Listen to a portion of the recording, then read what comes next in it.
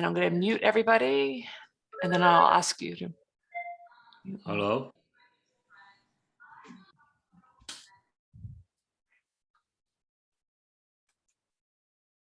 Okay, Kim, can you unmute yourself? I think I am. You are unmuted and we're recording, so I'm going to mute myself and off we go. Off we go. Okay, sounds great. Well, good morning, everybody. And I don't know if you're seeing a funny green box in the middle of that slide, but it wasn't there 20 minutes ago. Anyway. No funny box, Kim. It's a clear screen, so you're good. Oh, good. It's just me. Great. Oh, well, here we have our standard starter slide with the chart of the Great Salt Pond, and then a fuzzy visual of a heavily laden Great Salt Pond. But more importantly, we'll get to the, oh, darn. Now, see, okay, I'm going to start over.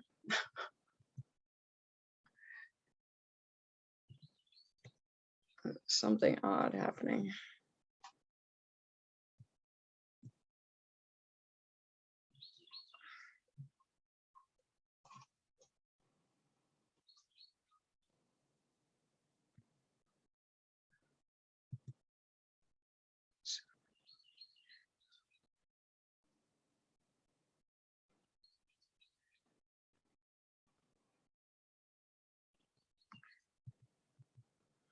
Huh. Okay, bear with me. I'm sorry. I don't know what the problem is here. I see your screen now, your Right, but presentation. it won't advance. Oh, there we go. Advance. Okay, there we go. I think it advanced. There we go. We have the old chart and the Stonewall chart of the whole thing. And we're doing the section from where we left off, just past Champlin's Marina and this little cove after Dick Springs. And we're going to go along this boundary and end at Cormorant Point. And a couple of interesting places that we'll be seeing this beach area and these wetlands, even though this is the 1880, 1890s map, the wetlands are pretty much still exactly where they're being shown on this map. And then here's today's Google image with all that, looks like a football chart. Okay, you guys go there and you go there, right? So we're starting here, we're ending here. But again, I started last week pointing out or 2 weeks ago, pointing out some of the properties along our trail that are public access points. This is an area known as the Bonnell Beach, which we'll be seeing. And although we don't see much of this, we see the effects of it. This is the Cormorant Point Swamp. And if you want to learn more about that, we did do a Zoom about that last winter. So that's sort of get your bearings where we're going along this edge, leaving Champlin's and all the marinas in our wake. This is just about where we stopped last time, right here. And we're going around the corner here, and you'll see there's one small cove and then a long cove. So here we go, going around the edge, and we run in right away to a private dock. But fortunately, this dock is high enough that you can just go under it at low tide, or at high tide, you can go over it. So, and that is sort of the rule of thumb if you're going to be putting private docks into public waters. In the state of Rhode Island, everything below mean high water is public lands for the public enjoyment, and free access is required.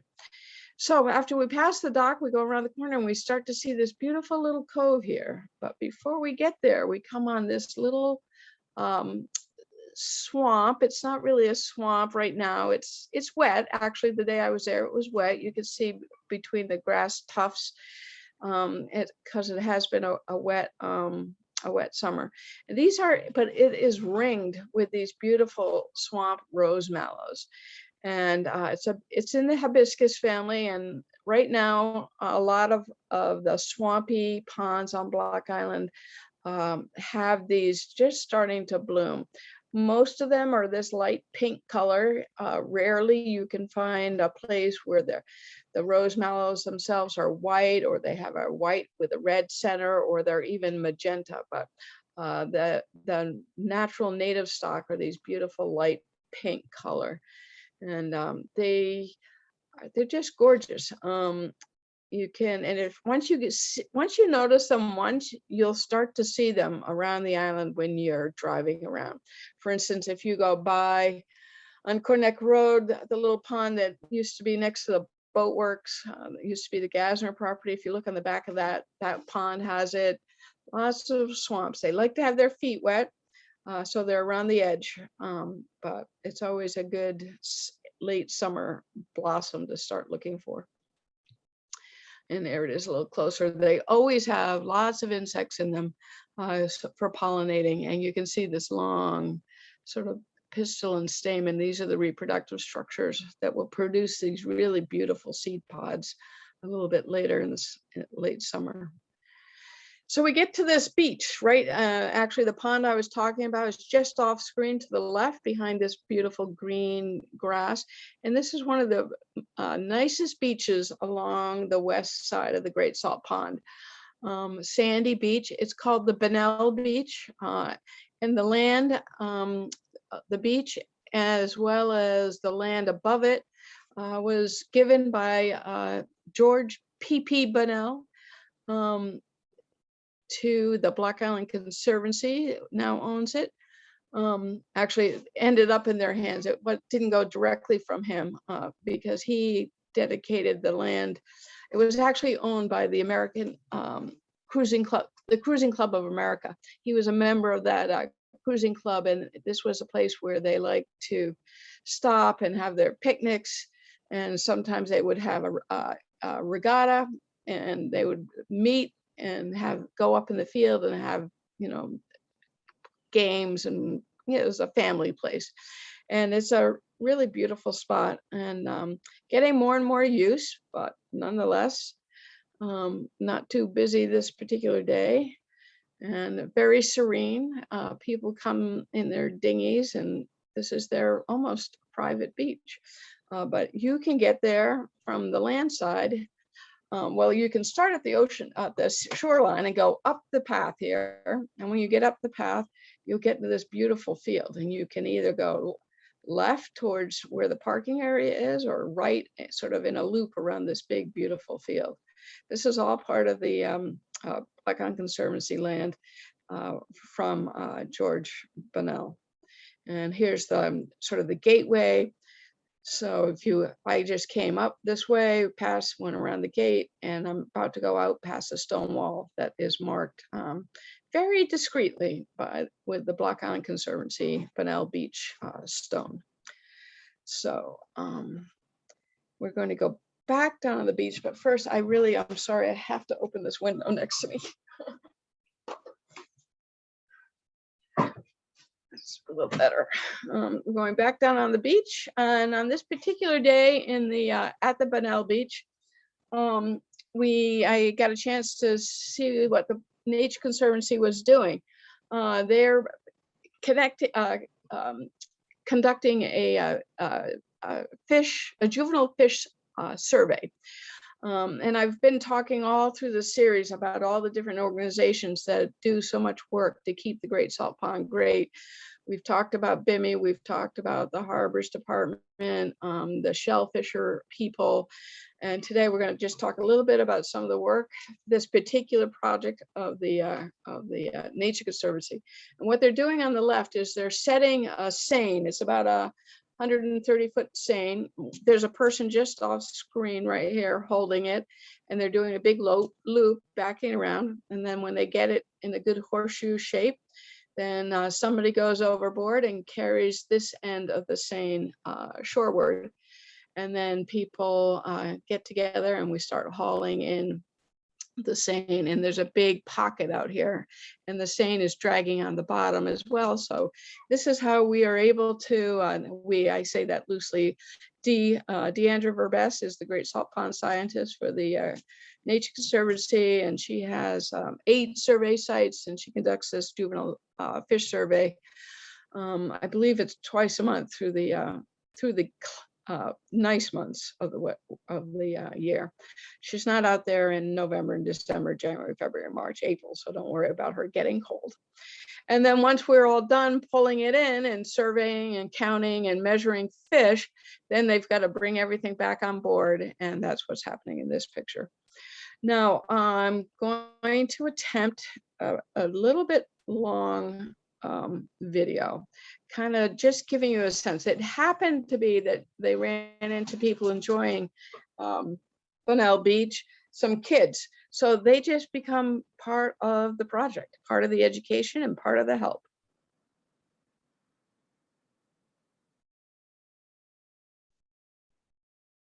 The audio will get better.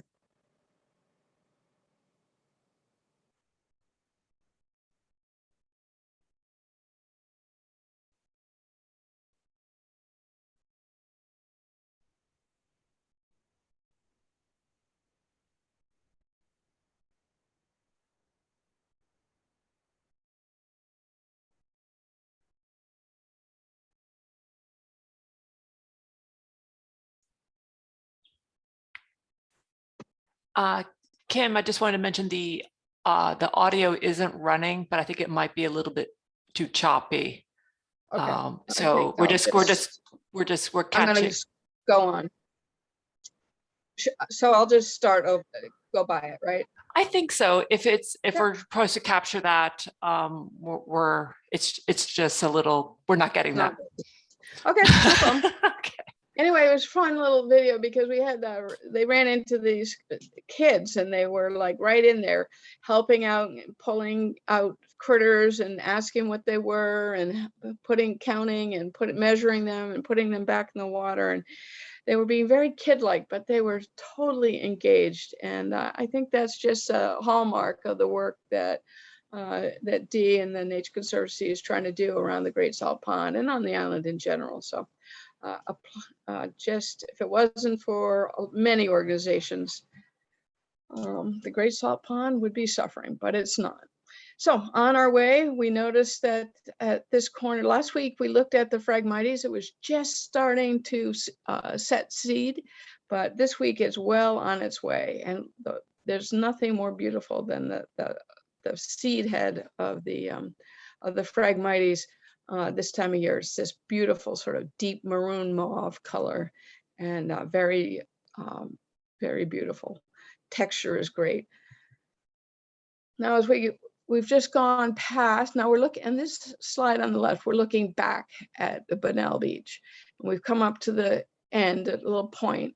And on this side, if you just shift your head, you're looking down to the north towards the Cormorant. And the beach takes a decidedly different change. Now it's going from sandy, and the rest of the beach is pretty much all rocky shoreline.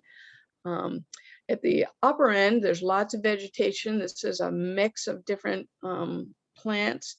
And if you look closer, you'll see some field sow thistle, which is the yellow, and it looks like a dandelion. And I'll say a word about that in just a moment.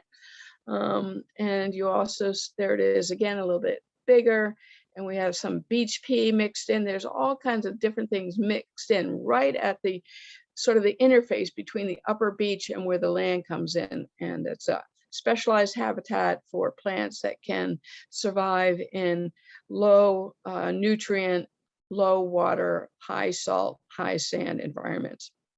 Now, just a little look to the past. Last week, I had trouble identifying these two plants. I now can say that it was, in fact, field cow thistle, just like the one we're seeing there. It was not a large dandelion, as I said last week. So if you're watching these in sequence, I'm correcting those misstatements. And the other was, this is Spartina patens, which is one of the Spartina salt marsh grasses, not tussock sedge, as I thought it might be last week. So going on, here it is in sight. The Spartina patens, beautiful. Again, the seed heads are very amazing, putting off their seed off of these sort of brown, purplish seed heads. And then another plant we saw in this same area was something called American germander. It's also known as wood sage, and it's a mint. And I recently, looking at this, somebody said, "Oh, I think that's a sage." And I said, no, it's not a sage, it's a mint. Well, now we know that we were both right. It's called wood sage, but it is in the mint family, which you can tell by the shape of the blossoms and the square stem. Again, another look here at the beach pea, which was looking quite luscious here. Beautiful pea. Again, this pretty much you only see at the shoreline edges or in sandy dunes. This is not to be confused with the everlasting pea and the other peas that you see inland. And of course, there are blackberries everywhere on Block Island right now, even at the edge of the shoreline along here. And let me just say, they were delicious. Those were two of the best blackberries I've had all summer. So we're going on, and again, come to a little, this is a distorted because it's a wide angle. It's not exactly a point, but it is a place in our walk where I can look at the curve of the beach and look back where I've been. This little outcropping of rocks had some cool things in it. There's all these pretty large shrubs in this area. And what's the reason I actually took this photo, and if we go that way, we're headed to Cormorant Point and Cormorant Cove. The reason I took that is because this little headland is holding back the Cormorant Point swamp. So there's quite a large freshwater swamp behind this, and it's obviously supporting some very large trees, a lot of plants. There's a lot of fresh water seeping out of here. And it's adding, it does change the salinity in this area of the island of the shoreline a little bit. It makes it just a little bit more fresh, which is good for oysters. Oysters like the water to be a little bit more fresh. So I was really just took this as an opportunity to talk about the swamp that's behind there, which we can't see from the shoreline, but we can see the effects of it from the shoreline. Now, as we go up again towards the upper part of the beach, and I use the word beach loosely, the shoreline, we see this wonderful mix of seagrasses, and we're starting to see a lot of this plant, which we saw one or two a few weeks ago on the other side of the Great Salt Pond. This is sea lavender. And here it is a little bit closer. It's a very small flower. It makes it look like a haze when you're looking, I'll go back just a second, when you're looking down the edge, you just see this sort of like cloudy haze all along. And there is a lot of sea lavender along this western boundary of the Great Salt Pond. This is a plant that is protected in Rhode Island, but it grows pretty well, very well, I would say, all around all the edges of the Great Salt Pond. So there it is. And sometimes you find, I was looking closely at the flower, and I found this little ladybug, or lady beetle more correctly. And I just looked closer and closer at it, and it's really a sweet little thing. You notice it has 3 dots, 1, 2, 3, and then on each side, it's mimicked on the other side of this animal. And then this one, so this is the 7-spotted ladybug. And this is considered a introduced species, and it's not to be confused with the rarely seen 9-spotted ladybug, which this picture was taken at a different time, but it is a specimen from Block Island. And this one has 1, 2, 3, 4. It's just sort of around the curve on each side, plus again the one in the top middle. So that's 9-spotted, and that's the native ladybug of New England. So not that they're not invasive, but the non-native ladybugs are plentiful, many more varieties than you might think, but not very many of the natives. So I just threw that in for a little interest. No, again, looking back at that sort of little headland, lots of big trees, and these are chokecherry trees, and they are laden with fruit. Amazing. These are fruiting all over the island. Some of the chokecherries aren't doing as well as others. It just depends on whether or not they have a particular rust, which is a fungus. Sometimes you see the leaves are speckled with rust-colored blotches.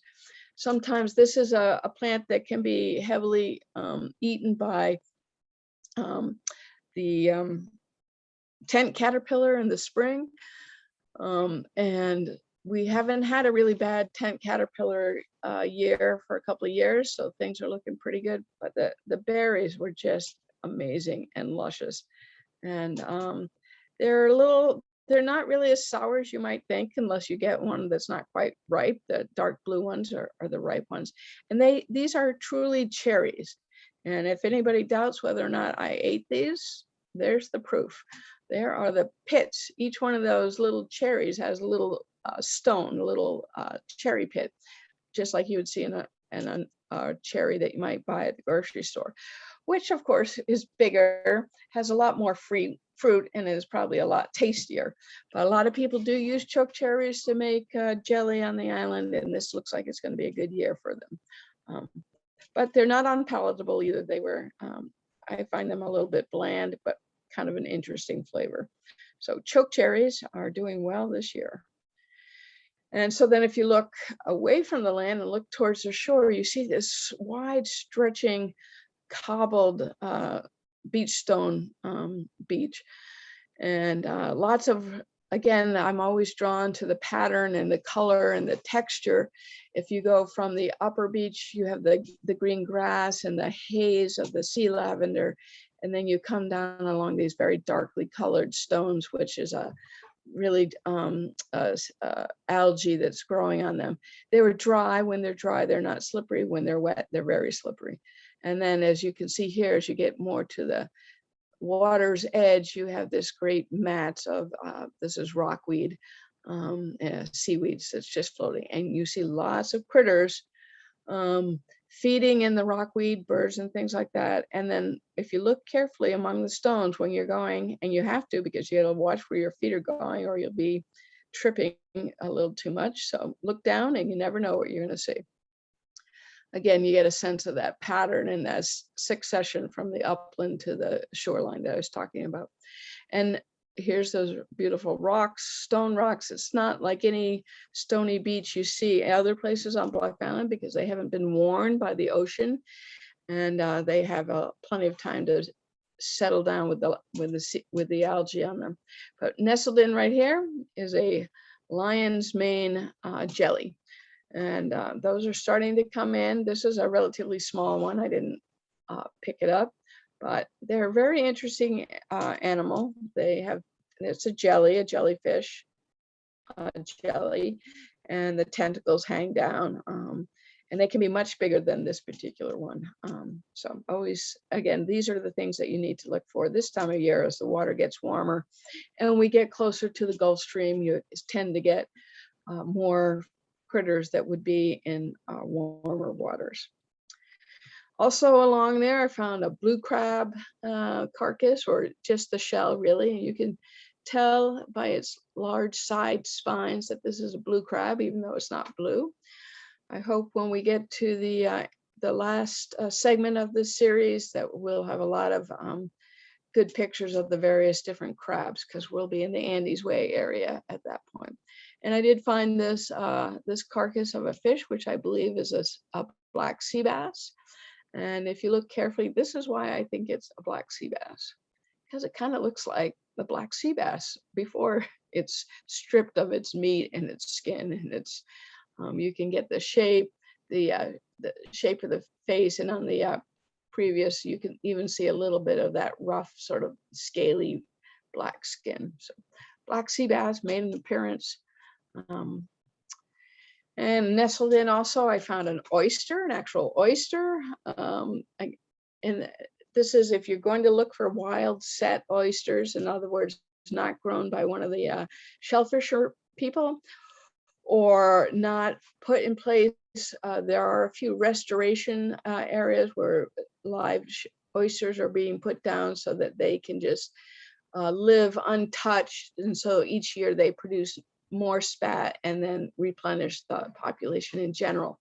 So finding a live set, a natural set is not that common, but if you're going to find it, it's going to be on this western side of the Great Salt Pond. And here it was settled right in there. Along there was also a shell of a scallop, not quite scallop season, so a lot of shells right now. Hopefully before the series is over, I'll actually get a live scallop, but not yet. And here's the other side of both of those shells. And you can see in this oyster, this little dent right there, that's where this animal would have been attached to a rock. So the oysters, when they're attaching to various things, they like to attach, and maybe this wasn't a rock, maybe this was another shell, because they really like to attach to the shell of other oysters and clam shells, and occasionally often they'll set in the rocks as well. Beautiful shells to be found. So we're going to just continue along, and back this next cove is where we are when we get to this point, and it's on this particular. I did this over 2 different days, so sometimes you'll see the boats are pointing to the northeast, and sometimes you'll see the boats are pointing to the west. That was 2 different weather days. But we're making our way around to Cormorant Point, which is up in this direction. And of course, you're now starting to get views of, great place to get a view of the Coast Guard station and the channel entry, because you're sort of right opposite them without being in the water. Very, very convenient. And making our way up there a little bit more, getting close. We're going to go around this point next. I just thought that was a beautiful picture of the Coast Guard station, along with Bean Point on the other side, sort of the enticement of what is yet to come. So now we are on actual Cormorant Point, and I've just sort of walked in from the edge of the shoreline, which that previous photo was right about here, walked into the middle. And so on the one side, on the right, you're looking out into the harbor. And on the left, you're looking into Cormorant Cove. And this is called Cormorant Point because it's a very obvious point of land that sticks out and marks the entry to Cormorant Cove. Oops, wrong way.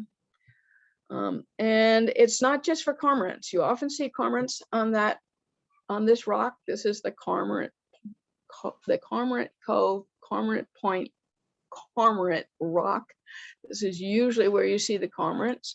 This particular day, it was here, and there were a few other things in the area, but a little bit later, one moved to this rock, which is where this photo is taken. And this is the double-crested cormorant, and it's very typical pose of sort of hanging out its wings to dry.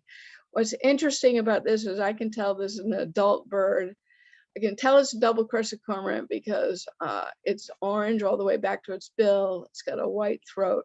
And I can tell it's adult because it's in the process of molting. Some of these feathers are shorter than they would be normally. Same with the tail. The middle ones are missing. And that's a process called sequential molt, where they lose their feathers in an organized fashion so that they're not featherless. All their feathers don't go at once. They just do them a few at a time. But other things were out there, other not surprising things, but of course, cormorants are always, just about always there. But we had this laughing gulls, which this is a nice comparison. I have a few photos of this, this is a small gull compared to the herring gull and the great black-backed gull, which we usually see.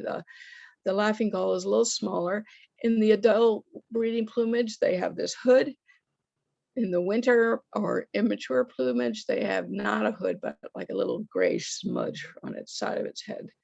And here's a couple other views of the rock where now there's 3 of them. They were pretty much just standing there and preening. And I like this one. This one is obviously the older adult, sort of keeping watch. Here's turning around going, what are you doing? Pay attention here. But a nice opportunity to see the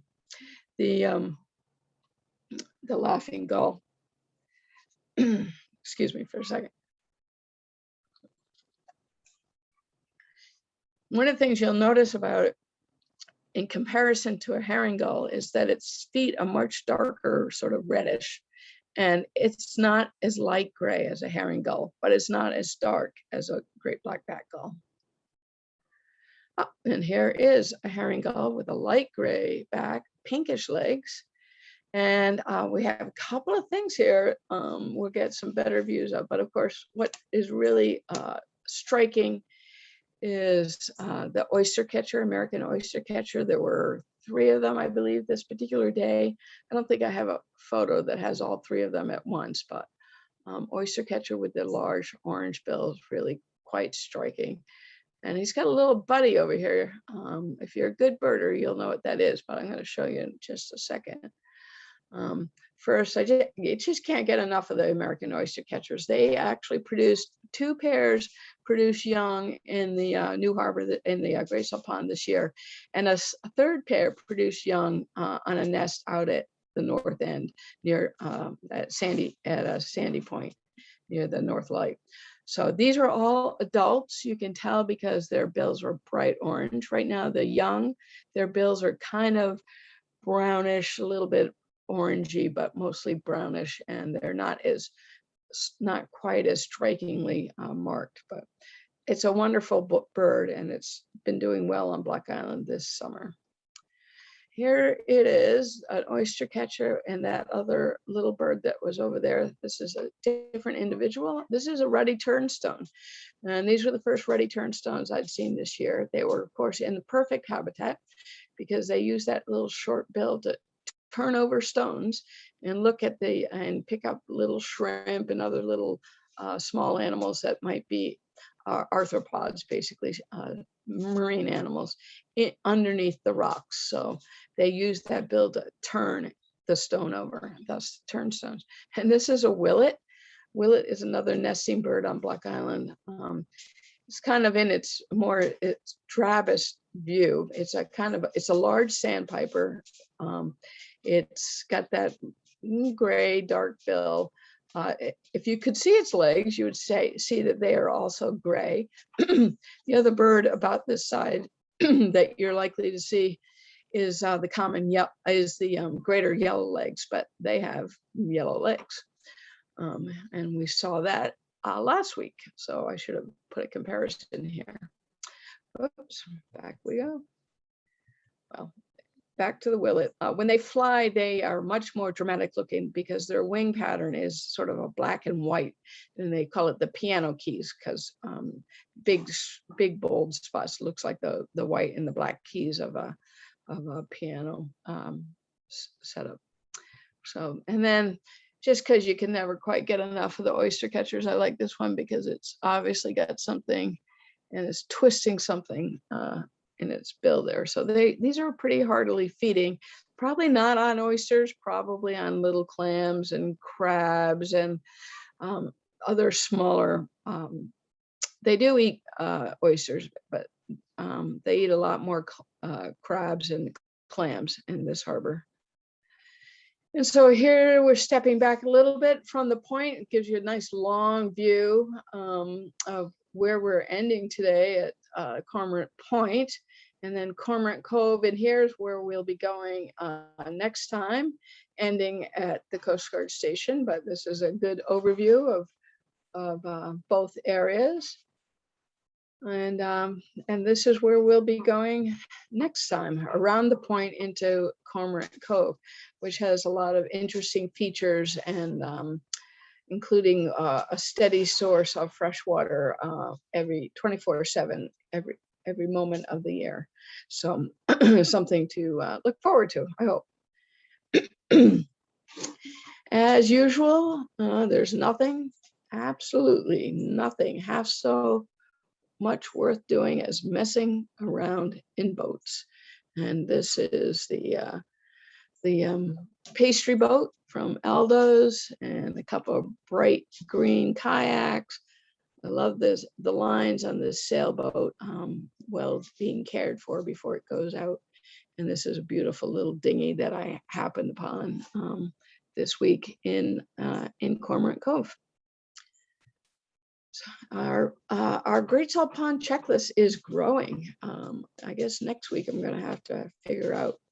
I might have to put some order to it instead of just adding names, or a little more order. It's got a little order, but not much. But again, our Oystercatcher and our Ruddy Turnstone friends. And I believe that's it.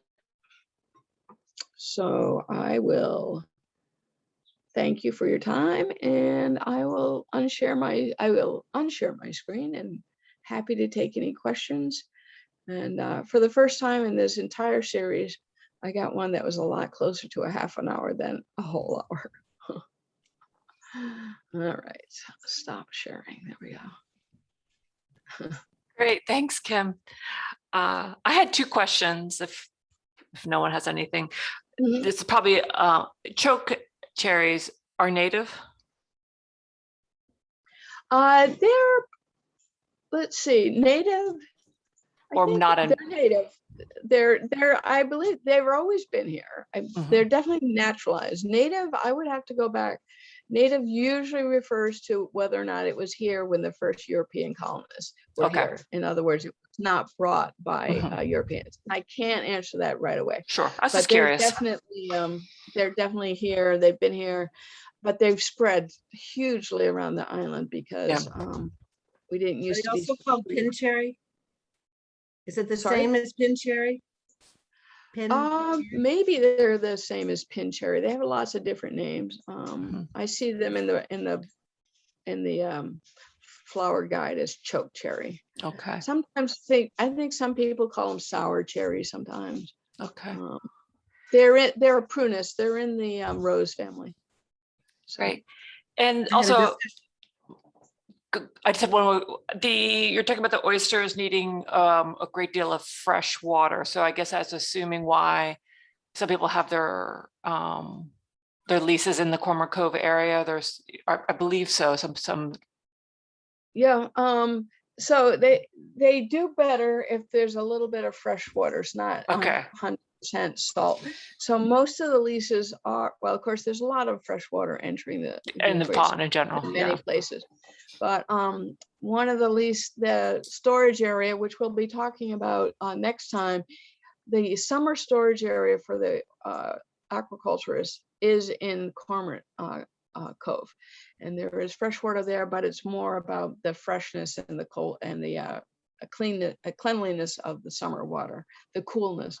But the others are, yes, if you can get your oyster farm where there's a little fresh water coming into the system, you're probably going to do a little better. Okay, great. Yeah. Thank you, Kim. That was really nice. Appreciate it. You're welcome. You're welcome. Now you're heading off. Great. So with that, we've got two more, right, Kim? We got the Cormorant Cove, and then from Bean Point to Andy's Way. So we're almost great. Okay. Yes. Yeah, next week will be Cormorant Cove, and it's a short area, but there's a lot of history there because it will include the Coast Guard station and the channel. Oh, great. Yeah, all the history there. That's got it quite an interesting. I plan on going to the channel and see if I can weasel a fish from somebody. No, kidding. I will be at the channel. Kim, I won't be stealing anybody's fish. Sorry. Can you say that again? Where else might we find a ruddy turnstone? Oh, you can Andy's Way, on the flats at Andy's Way, out by Skipper's Island all the way out. I was looking yesterday at my Andy's Way bird walk. I didn't see any there yet. there's so much activity in Andy's Way these days that the birding is suffering a little bit. So I'm happy to be in other places a little quieter. There was actually several turnstones right there at the at Cormorant Point. So that was sort of nice. And they'll be in, they like it in Cormorant Cove, the south side is rockier like we just saw, and the north side is sandier. And if you noticed, like for instance, Bonnell Beach is very sandy and it's more of a south facing beach. So it's something about the way the wind is blowing sand and building up that shoreline that we're seeing the difference. So on the you can easily see ruddy turnstones in Cormorant Cove as well. Great, thank you. Yep.